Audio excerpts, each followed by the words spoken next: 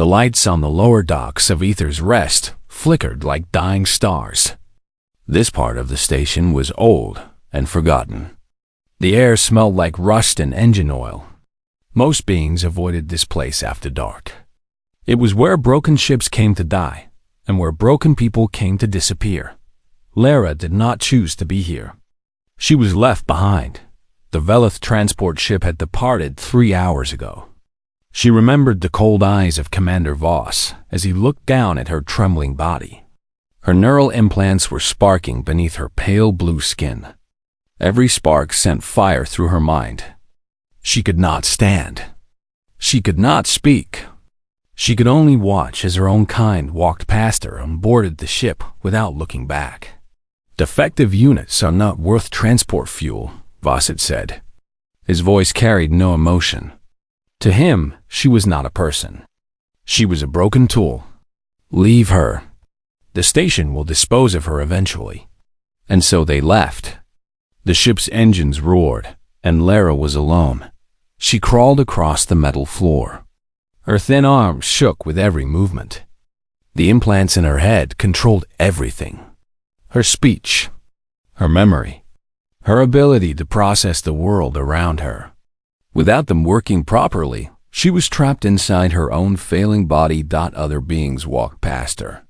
A tall creature with gray skin stepped over her legs without stopping. A group of traders laughed at something and did not even notice her lying there. In the galaxy, weakness was shameful. Helping the weak was seen as foolish. Resources were limited. Time was valuable. Why waste either on someone who could not contribute? Lara pressed her forehead against the cold floor. She was going to die here. She knew it. She had always known that this day would come. In Velith society, every citizen received implants at birth. These implants connected them to the collective, allowed them to work, to communicate, to exist. But implants failed sometimes. And when they did, the Velith did not repair low-ranking workers. They simply replaced them. She was 19 cycles old.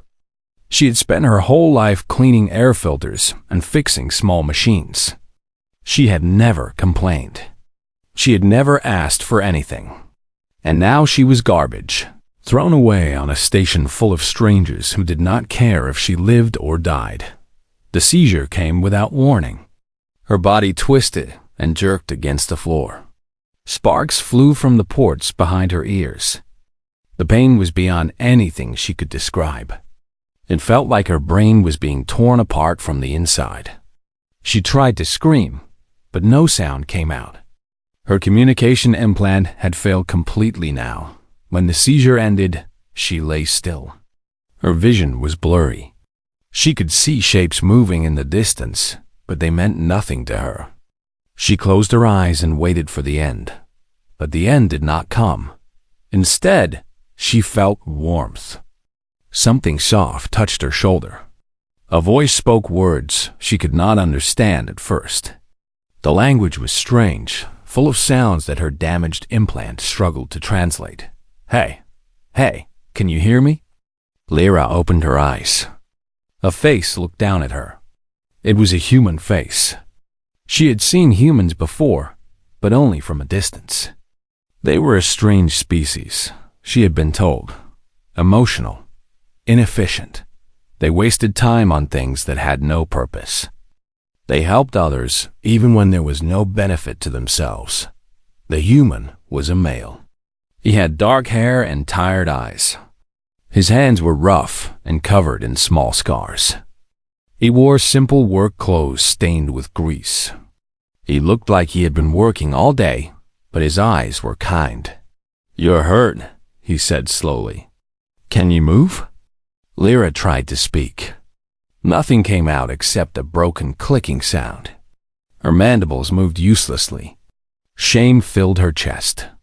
She must look so pathetic to this creature, but the human did not look disgusted. He did not walk away. Instead, he knelt down beside her and examined the sparking ports behind her ears. "Neural implants," he muttered to himself. "They're overloading. That's what's causing the seizures." He looked at her face. I'm going to help you. My name is Woojin. Kong Woojin. I fix things. That's what I do. Lyra did not understand why he was helping her. She wanted to tell him not to waste his time. She wanted to tell him that she was worthless, that her own people had thrown her away. But she could not speak. She could only look at him with wide, frightened eyes. Woojin reached under her body and lifted her carefully. She was lighter than he expected. Her species had hollow bones, built for climbing and crawling through tight spaces. He carried her like she was something precious, not something broken. His workshop was nearby. It was a small space filled with machines and tools and spare parts. The walls were covered with pictures and strange objects. Plants grew in pots near the window. Music played softly from a small device. It was warm and cluttered and alive in a way that Lyra had never experienced. A woman looked up from a workbench when Woojin entered. She had short hair and sharp eyes. Her name was Yoon Nari, and she had worked with Woojin for 3 years. What is that? Nari asked, staring at Lyra. She's a Velith, Woojin said. He laid Lyra gently on a padded table. Her implants are failing. I found her on the lower docks. Nari walked closer and examined the sparking ports. Her expression became serious. Woojin, Velith implants are proprietary technology.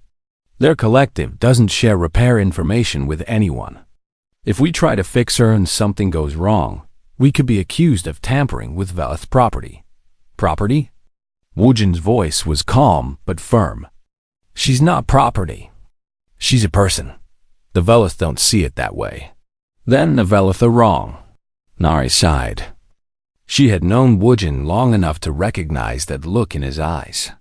Once he decided to help someone, nothing could stop him. It was one of his most frustrating qualities. It was also one of his best. Fine, she said. But if the collective comes looking for her, I'm blaming you. Woojin smiled slightly. Fair enough. He turned back to Lyra. Her eyes were closed now, but she was still breathing. The seizures had stopped for the moment, but he knew they would return if he did not stabilize her implants soon. You're going to be okay, he said softly. He did not know if she could hear him. He said it anyway. I don't know how to fix Velith technology yet, but I'm going to learn. Because you're not broken. You're just hurt. And hurt things can heal. Lyra's fingers twitched. For just a moment, her hand moved toward his. It was small. It was weak. But it was something. Woojin took her hand and held it gently outside. The station continued its endless rotation through the cold void of space. Millions of beings lived their lives, focused only on themselves. But in one small workshop, a human held the hand of a stranger and made a silent promise. He would not let her be discarded. Not tonight. Not ever. Lyra woke to the smell of something strange. It was warm and bitter, like nothing she had ever experienced before. Her eyes opened slowly, and she found herself staring at an unfamiliar ceiling. Pipes ran across it. Small lights blinked in patterns she did not understand. Where was she? Memory returned in pieces. The docks. The seizure. The human who carried her. She tried to sit up, but her body refused to obey. Her limbs felt heavy and disconnected. The implants in her head were still damaged, still sending wrong signals to her muscles. She could feel them buzzing beneath her skin like angry insects. A face appeared above her. It was the human from before, Woojin. He smiled when he saw her eyes open. Good morning, he said. Or whatever time it is. Hard to tell on a station. Lyra opened her mouth to respond. Only clicking sounds came out. Her communication implant was completely dead now. She could understand some of what he said because the translation software in her damaged system still worked partly. But she could not speak. She could not form words that he would understand. Panic filled her chest. She was trapped, voiceless, helpless. Woojin seemed to notice her fear. He held up his hands slowly, showing her he meant no harm. It's okay. I know you can't talk right now. Your communication implant is the most damaged part. But we'll figure something out. He disappeared for a moment and returned with a flat piece of metal and a marking tool. He sat beside her and drew something on the metal surface. It was a simple picture of a face with a smile. This means happy, he said, pointing to the drawing. Then he drew another face with a frown. This means sad. We can communicate like this until I fix your implant. Lyra stared at the drawings. This was how children communicated before they received their implants. She had not used pictures since she was very young. It felt strange. It felt embarrassing, but it also felt like hope. She raised one weak arm and pointed at the sad face. Woojin nodded. I understand. You're sad. That makes sense. You've been through something terrible. He drew another picture, this time a simple shape of a person lying down. You need rest. I'm going to work on understanding your implants. Nari is searching for information that might help. Over the next several hours, Lyra watched the two humans work. They talked to each other constantly, sharing ideas and asking questions. Nari sat at a machine with a glowing screen, reading documents and making notes. Woojin examined the ports behind Lyra's ears with small tools and bright lights. Their behavior confused her. In Velith society, workers did not speak while working. Talking was inefficient. It wasted time and energy. But these humans seemed to think better when they talked. Their voices filled the workshop with sound and life.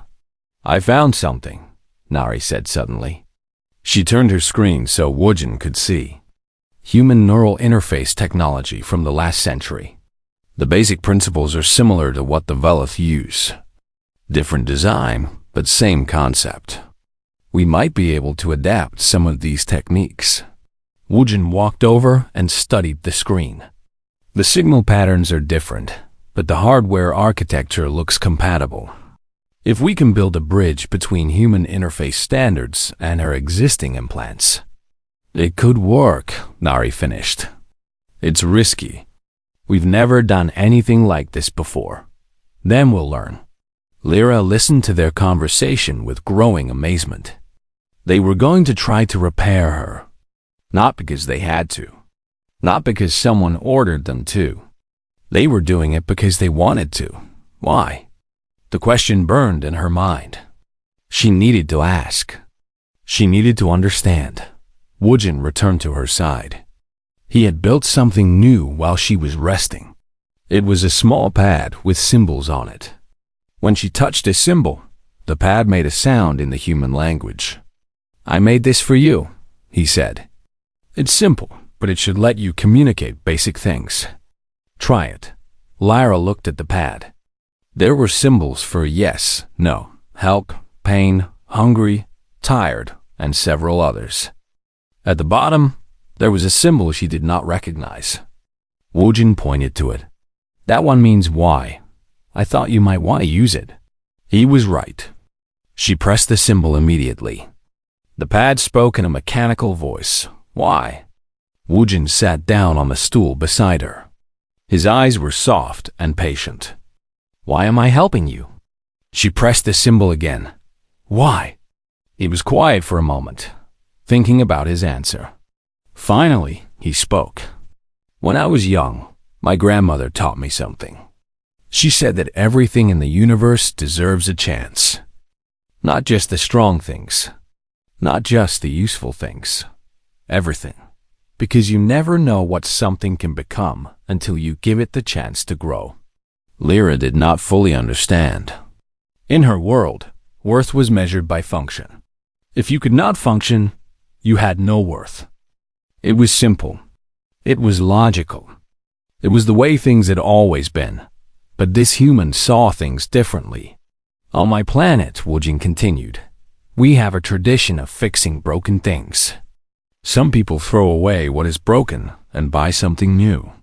But others believe that broken things have more value after they are repaired, because the repair shows that someone cared enough to save them. He reached out and gently touched the sparking port behind her ear. You're not broken beyond repair, Lyra. You're just hurt. And I fixed a lot of hurt things in my life. Nari walked over with a cup of the warm, bitter liquid. She offered it to Woojin, who accepted it with a tired smile. Coffee, Nari said, noticing Lara looking at the cup. Humans drink it when they need to stay awake. Woojin has been awake for 18 hours working on your case. 18 hours. Lyra could not believe it. No Valeth would spend 18 hours on a defective worker. The cost of time and energy was too high. Yet this human had done it without complaint. She pressed another symbol on the pad. This one meant thank you. Woojin heard the mechanical words and smiled. You don't need to thank me. Just rest and get stronger. That's all the thanks I need. As the hours passed, Lyra began to learn more about the humans and their strange ways. They ate meals together and invited her to share their food.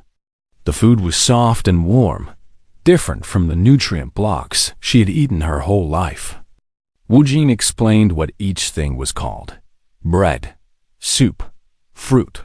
The names were strange, but the tastes were wonderful. They also talked to her constantly, even though she could only respond with simple symbols. Woojin told her about Earth, the human homeworld. He described blue skies and green forests and vast oceans that stretched beyond sight. He spoke about his childhood, his family, his dreams of traveling to the stars. Nari shared stories too. She had been a military medic before coming to the station. She had seen terrible things during a war that humans fought among themselves. But instead of becoming hard and cold, she had become determined to heal rather than harm. Humans are complicated, Nari admitted. We can be cruel. We can be selfish. But we can also choose to be kind. That's what makes us different from machines. We choose. Lyra thought about this for a long time. The Veleth did not choose. They followed the collective. They did what they were told. Individuality was discouraged. Personal feelings were considered weaknesses. But here, in this small workshop filled with strange objects and warm light, two humans had chosen to help a stranger. They had chosen kindness when the easier path was indifference. As she drifted off to sleep that night, Lyra felt something she had not felt in a very long time. It was small and fragile, like a spark in darkness. It was hope. And for the first time since she was abandoned, she wanted to live. Not just exist. Not just function. But truly live.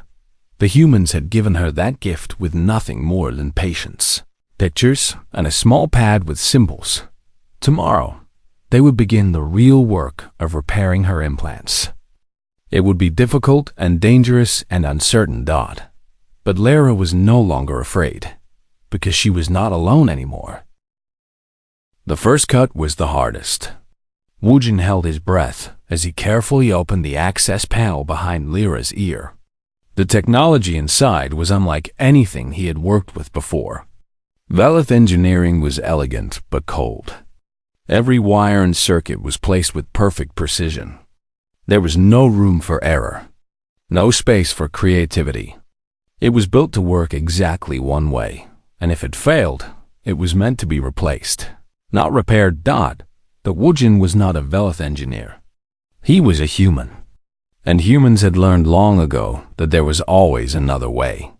Her neural pathways are still intact, he said softly, examining the delicate structures with a magnifying lens.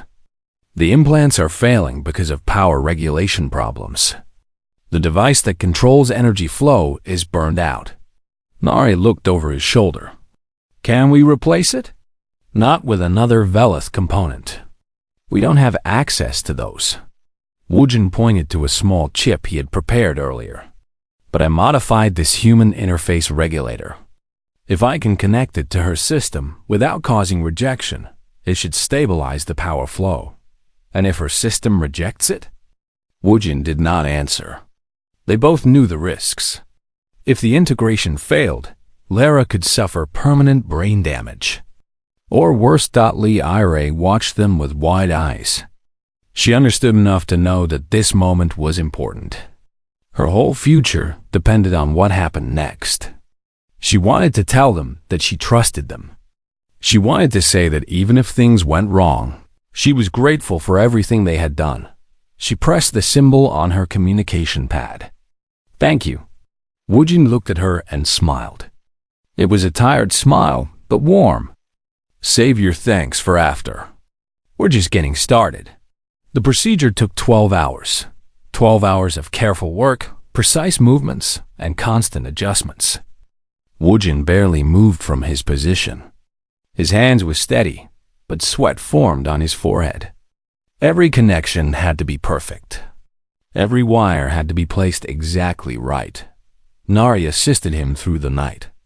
She handed him tools, monitored Lyra's vital signs, and kept detailed notes of everything they did. When Woojin's hands began to shake from exhaustion, she made him stop and drink water. When his eyes grew heavy, she talked to him to keep him awake. "Tell me about your grandmother again," she said during the 8th hour of work.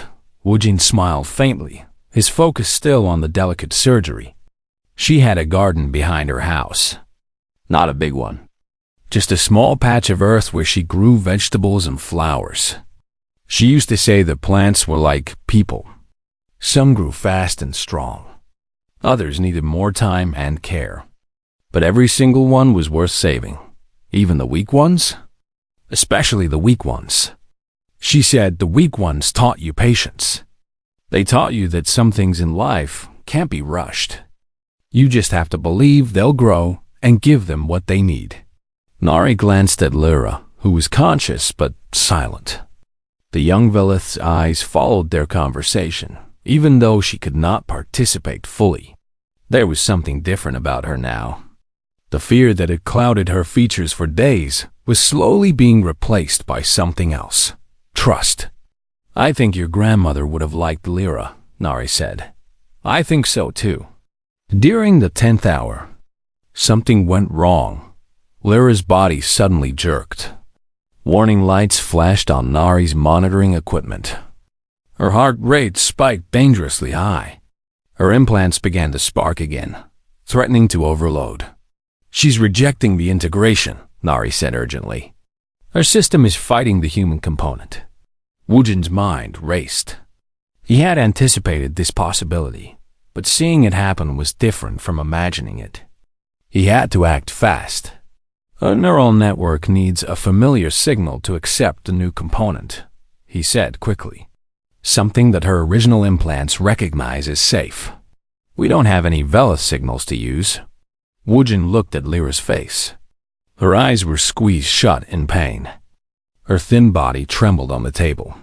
She was fighting so hard to survive Dot, and then he had an idea. "Yes, we do," he said. Original implants are still partially functional. They still carry her personal signature. If I can extract that signature and embed it in the human component, her system might accept it as part of herself. Can you do that? I don't know, but I have to try. The next 2 hours were the most intense in Woojin's life. He worked faster than he had ever worked before, but he could not sacrifice precision for speed. One mistake would end everything. Nari watched the monitors constantly, calling out changes in Lyra's condition. Her voice remained calm, but her hands gripped the edge of the console tightly. Heart rate dropping. Neural activity unstable. "Woojin, whatever you're doing, do it faster." Almost there. He made the final connection. A small light on the modified component flickered once, twice, then glowed steady blue. Lyra's body relaxed. Her heart rate stabilized. The sparking stopped. For a long moment, no one moved. The workshop was silent except for the soft hum of machines. Then Lyra opened her eyes. She looked at Woojin with an expression he had never seen before. Her mandibles moved slowly, forming shapes that were unfamiliar to her. And then, for the first time since he found her, she spoke. The word was rough and broken, barely recognizable. But it was there. Wu Jin. His name. She had said his name. Nari let out a breath she had been holding. It worked. The communication implant is coming back online. Wu Jin felt tears forming in his eyes. He did not try to hide them. Welcome back, Lyra. Over the next several hours, Lyra's condition continued to improve. Her speech returned slowly, word by word. Her movements became more controlled. The seizures stopped completely. The human component that Wu Jin had integrated into her system was working perfectly, regulating the power flow to all her implants. She was not the same as before. She was something new, a hybrid of Velith and human technology. It was unprecedented. It should have been impossible, but it worked. On the third day after the procedure, Lyra sat up on her own for the first time. She looked around the workshop with new eyes. Everything seemed brighter, clearer, more alive than it had ever been. How do you feel? Nari asked. Lyra thought carefully before answering. Her speech was still slow, but it was getting better. Different, better like I was living in fog before. And now the fog is gone. That's the power regulation, Wu Jin explained. Your original implants were always slightly underpowered. The Velith probably did that intentionally for workers of your rank. It kept you functional but limited. Now you're running at full capacity for the first time in your life. Lyra absorbed this information. The implications were enormous. Her own people had deliberately handicapped her. They had made her less than she could be, simply because of her social status. Why? She asked. It was the same question she had asked before, but now it meant something different. Why would anyone do that to their own people? Wu Jin shook his head sadly. I don't know. Control, maybe. Fear. When you keep people weak, they're easier to manage. They don't ask questions. They don't challenge the system. But you made me stronger. I made you what you should have been all along. That night, as Wu Jin finally allowed himself to rest, news began to spread across the station. A human mechanic had done something impossible. He had repaired Velith implants using human technology. He had saved someone his own kind had thrown away. Some beings were amazed. Others were skeptical. And some were angry, because what Wu Jin had done was not just an act of kindness, it was an act of defiance. And the Velith Collective did not tolerate defiance. A message arrived at Wu Jin's workshop late that night. The sender was Commander Voss. The message was short and cold. You have interfered with Velith property. Cease immediately and surrender the defective unit. Failure to comply will result in consequences. Nari read the message and looked at Wu Jin with worried eyes. They're coming for her. Wu Jin deleted the message without hesitation. Let them come. Wu Jin, the Velith Collective has resources we can't match. They could make our lives very difficult. I know. He looked toward the room where Lyra was sleeping peacefully for the first time in days. But I made her a promise. I told her she wouldn't be discarded. Not tonight. Not ever. He turned back to Nari. I don't break my promises. Nari studied his face for a long moment. Then she nodded slowly. Okay, then we prepare. Whatever's coming, we face it together. Outside the workshop, the station continued its endless rotation. But something had changed. A small light of hope had been lit in the darkness. And no matter what happened next, that light would not be easily extinguished. The Velith ship arrived at Aether's Rest 7 days after Wu Jin received the warning message. It was a military vessel, sleek and dark, designed to intimidate. The station's traffic control had no authority to deny it docking permission. The Velith Collective had agreements with the station's governing council that allowed their ships to come and go freely. Commander Voss walked through the station's corridors, like he owned them. 4 Velith enforcers followed behind him in perfect formation. Their bodies were larger and stronger than civilian Velith, enhanced with combat implants that made them dangerous opponents. Other beings stepped aside as they passed, unwilling to attract attention. Lara sensed them coming before they arrived. Her repaired implants picked up traces of Velith communication signals in the air. The signals carried a cold, familiar pattern. The collective. "They're here," she said quietly. Woojin was working at his bench, organizing tools for the day. He stopped when he heard her words. His expression remained calm, but his jaw tightened slightly. "How many?"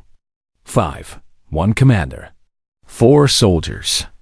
Nari emerged from the back room where she had been preparing. She carried nothing visible, but Woojin knew she had medical equipment ready for emergencies. She was always prepared.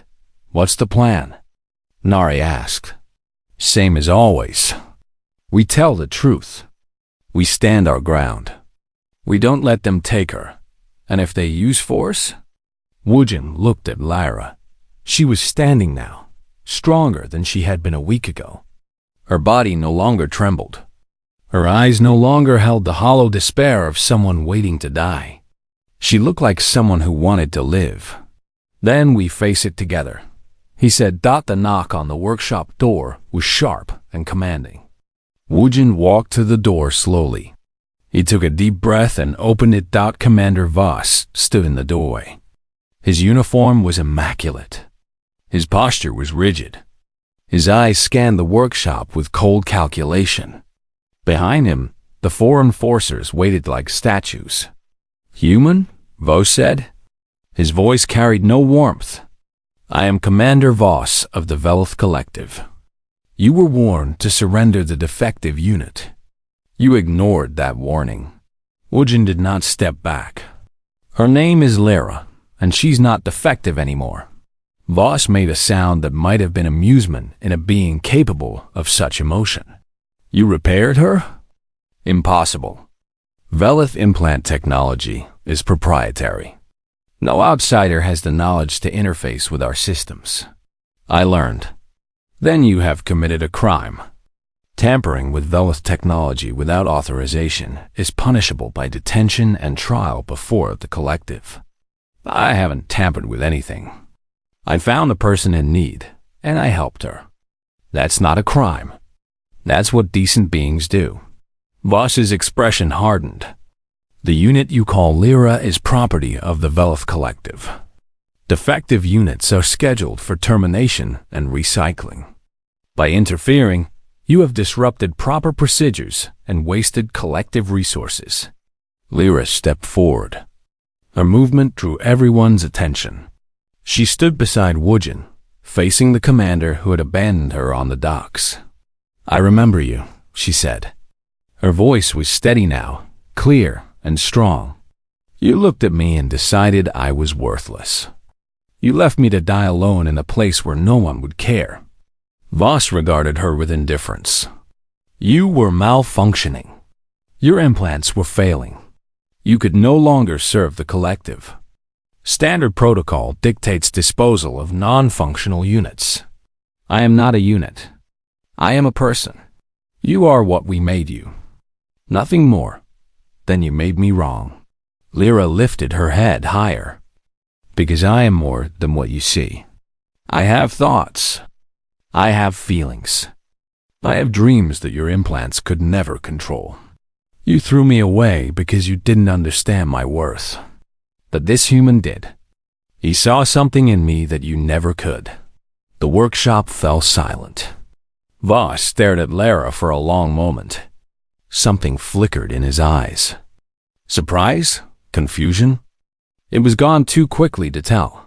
"Enough," he said finally. "Enforcers, take her." The 4 soldiers moved forward.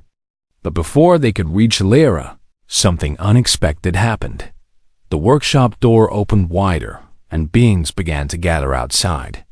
Station workers, traders, engineers, aliens of a dozen different species. They did not push through the doorway. but they formed a wall behind Woojin. Their presence was silent but unmistakable. Nari had been busy during the past week. She had spread word of what Woojin had done. She had shared the story of Lyra's repair with anyone who would listen. She had recorded the entire procedure and broadcast it across the station's information network. And people had responded, because Lyra was not the only one on this station who had been discarded. She was not the only one who had been told she was worthless. Many beings knew what it felt like to be thrown away by their own kind. Many had come to Ether's Rest because they had nowhere else to go. And now they stood together. An old engineer with mechanical arms spoke first. The human helped someone who needed it. Where I come from, that's called heroism, not crime. A young trader with scales covering his face added, "The Veloth left her to die. They have no claim to her anymore." More voices joined. The crowd grew larger. Station security arrived, but they did not move against the gathering. They simply watched, uncertain what to do. Voss surveyed the scene with barely concealed contempt. This changes nothing. The collective's authority supersedes local opinion. We will take what belongs to us. Woojin stepped forward. He was not a large man. He was not armed. He was just a mechanic with grease on his clothes and calluses on his hands. But in that moment, he seemed larger than any of the enforcers behind Voss. "You threw her away," he said. His voice was quiet but carried clearly in the silence. When something is thrown away, it becomes salvage. Salvage belongs to whoever claims it. That's station law. That's Galactic Commerce Code. You abandoned her, Commander. She's not yours anymore. That interpretation is correct. A new voice interrupted. The crowd parted, and a tall figure emerged. It was Counselor Park, one of the station's governing officials. She was a human, older and dignified, with authority written in her posture. "I've reviewed the relevant laws." The Veloth transport filed departure logs without listing the individual called Lyra as crew or cargo. By their own records, they abandoned her. Voss turned to face her. "This is internal Veloth matter. The Station Council has no jurisdiction. On the contrary." Counselor Park produced a document on a digital display. Under Section 47 of the Frontier Commerce Agreement, any individual abandoned on a registered station without formal transfer of custody becomes a ward of that station. The station then has full authority over their welfare and legal status. The words hung in the air like a verdict. Voss's mandibles clicked rapidly, a sign of frustration among his species. This is unprecedented. The collective will file formal protests. "File whatever you like," Counselor Park replied calmly. "But as of this moment, the individual known as Lyra is under the protection of Ether's Rest. Any attempt to remove her by force will be considered an act of aggression against the station." For a long moment, no one moved. The tension was thick enough to taste. The enforcers looked to Voss for orders. The crowd waited anxiously. Lyra gripped Woojin's arm tightly. Finally, Voss made his decision. He was a military commander, trained to calculate odds and outcomes. He could see that forcing the issue here would cost more than it was worth. One defective worker was not valuable enough to start an incident. "This matter is not finished," he said coldly. "The collective has long memory. We will not forget this insult." He turned and walked away. The enforcers followed. The crowd parted to let them pass, then closed ranks again behind them. Only when the Veloth were completely out of sight did the tension break. Cheers erupted from the gathered beings. Strangers embraced. Some cried. The release of emotion was overwhelming.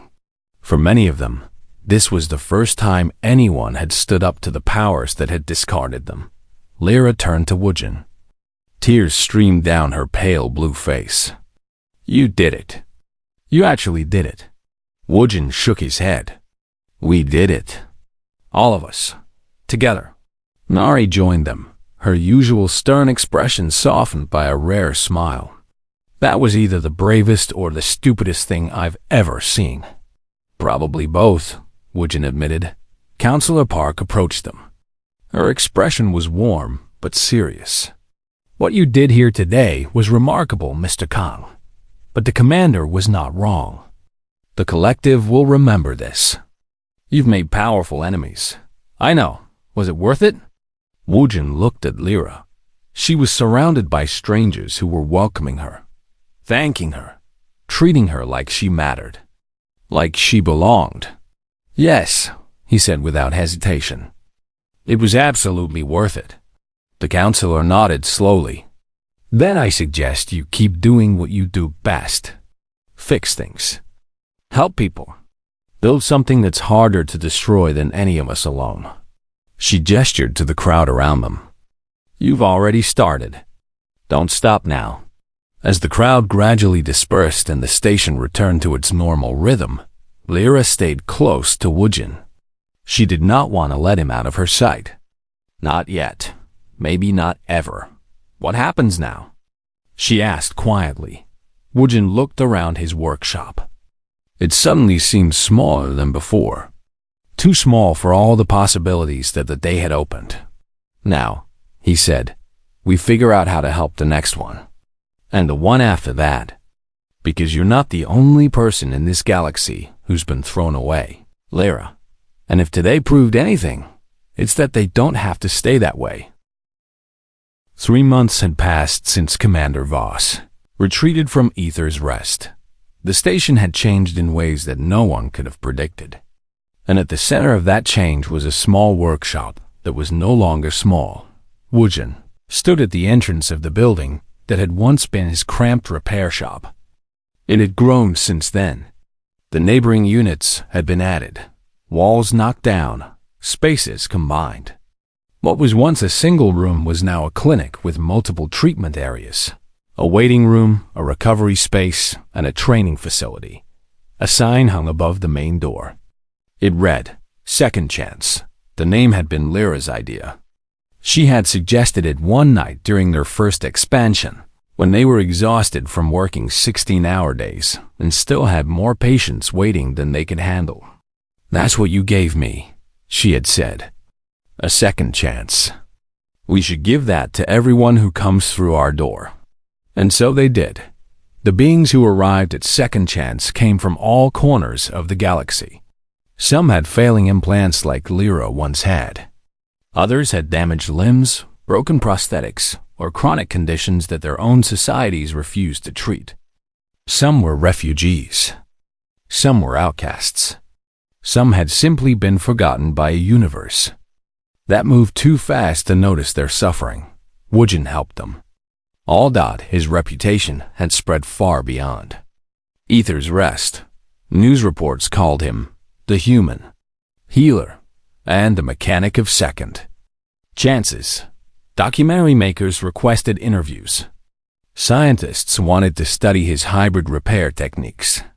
Governments offered him positions and funding. He refused most of them. He didn't want fame or power. He just wanted to help. Woojin. Nari's voice came from the recovery room. Your next patient is ready. He walked through the clinic, nodding to the staff members he passed. There were 12 of them now, not counting volunteers. Some were beings he had treated himself, now trained and working alongside him. Others were professionals who had heard about his work and wanted to be part of something meaningful. The patient waiting for him was a small creature, barely reaching Woojin's waist. She belonged to a species called the Mirani, known for their delicate bodies and sensitive neural systems. Her left arm was mechanical, a prosthetic that had clearly been installed by someone with more desperation than skill. The joints were misaligned. The connections were crude. Every movement caused her visible pain. Hello, Woojin said gently, kneeling to meet her eyes. My name is Woojin. What's yours? The little Mirani looked at him with enormous golden eyes. Fear flickered in them, but also something else. Hope. Tella, she whispered. My name is Tella. That's a beautiful name. Can you tell me what happened to your arm, Tilla? The story came out slowly, haltingly. Tilla had been born with a defective limb. Her family had no money for proper medical treatment. A street surgeon had installed the prosthetic in exchange for her parents' savings. But the work was poor, and the arm had never functioned correctly. Now infection was spreading where metal met flesh, and without intervention, she would lose more than just the arm. Woojin listened without interruption. When she finished, he smiled softly. We're going to fix your arm, Tilla, and we're going to make sure it doesn't hurt anymore. Is that okay with you? Tilla's eyes widened. You can do that? Really? Really? I fixed a lot of arms. Yours won't be the hardest. He glanced at Nari, who was already preparing the treatment area. But I have to be honest with you. The procedure will take some time, and there will be moments when it's uncomfortable. Can you be brave for me? Tilla nodded firmly. I can be brave. Good.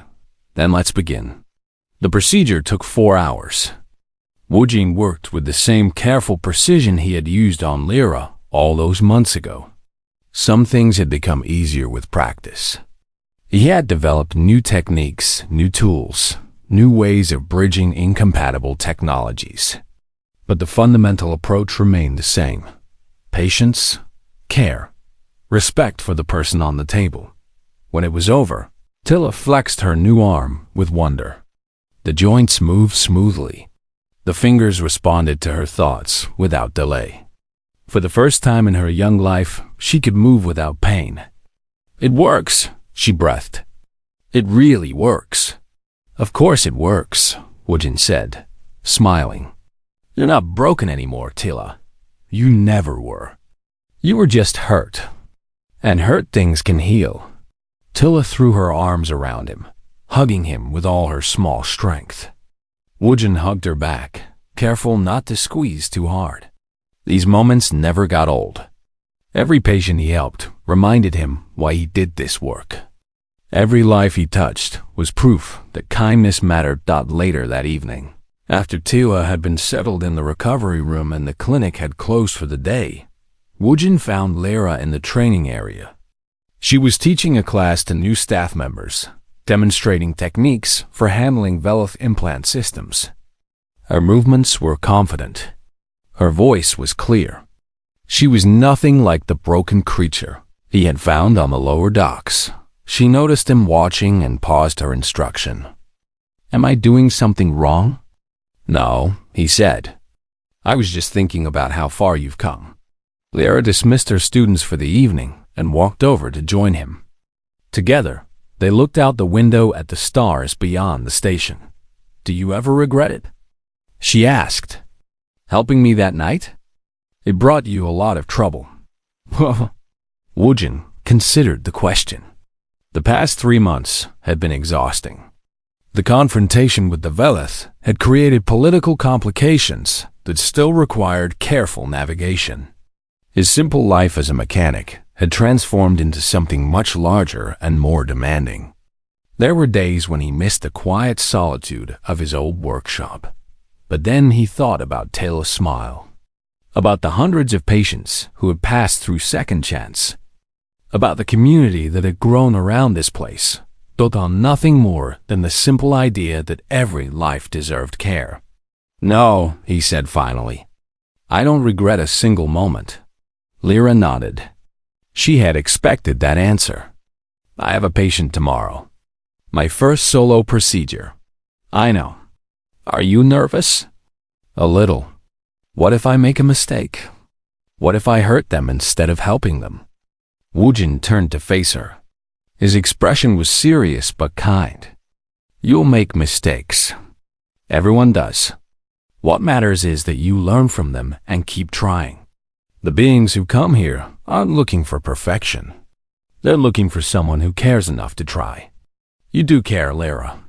I've seen it every day since you woke up in my workshop. How can you be so sure? Because I know what caring looks like. And I see it in you. Lyra was quiet for a moment. Then she smiled. a genuine expression that had become more frequent in recent months. "Thank you, Woojin, for everything. You don't need to thank me anymore. You've more than earned your place here." The next morning, Lyra performed her first solo procedure. The patient was a young alien with damaged visual implants. He had been blind for 2 years, ever since an accident destroyed his original eyes and his species. Refused to waste resources on replacement surgery. Lyra worked for 6 hours. Her hands were steady. Her focus was absolute. She used every technique Woojin had taught her, adapting them to the specific needs of her patient. When the procedure was complete, she carefully removed the protective covering from the patient's eyes. "Can you see?" she asked softly. The young alien blinked several times. His new eyes adjusted to the light. Colors and shapes emerged from the darkness that had been his world. He looked around the room in wonder, taking in details he had forgotten existed. Then his gaze settled on Lyra. "I can see," he whispered. "I can see everything." "Good." Lyra helped him sit up. "You're not blind anymore. You never have to be again." The patient reached out and touched her arm gently. "Why?" he asked. "Why did you help me? My own people wouldn't. Why would you?" Lyra smiled. It was the same question she had asked Woojin on her first night in his workshop. And now she knew the answer. "Because you needed it," she said simply. "That's all the reason anyone should need." Woojin watched from the doorway, his heart full of pride. Lyra had become exactly what he had always hoped she could be. Not because he had made her that way, but because the potential had always been inside her. All she had needed was someone to believe in her. That evening, as the station rotated slowly through the endless void of space, Woojin sat alone in his office. The walls were covered with pictures now. Patients he had helped. Staff members who had joined him. Moments of joy captured and preserved. A new picture had been added that day. It showed Lyra standing with her first successfully treated patient. Both of them were smiling. Woojin looked at the picture and felt something warm spread through his chest. Humanity had traveled to the stars carrying many things: technology, ambition, curiosity. But perhaps the most important thing they had brought was something simpler.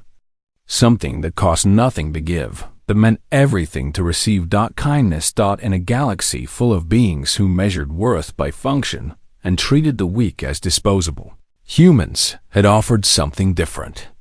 They had offered second chances. They had offered hope.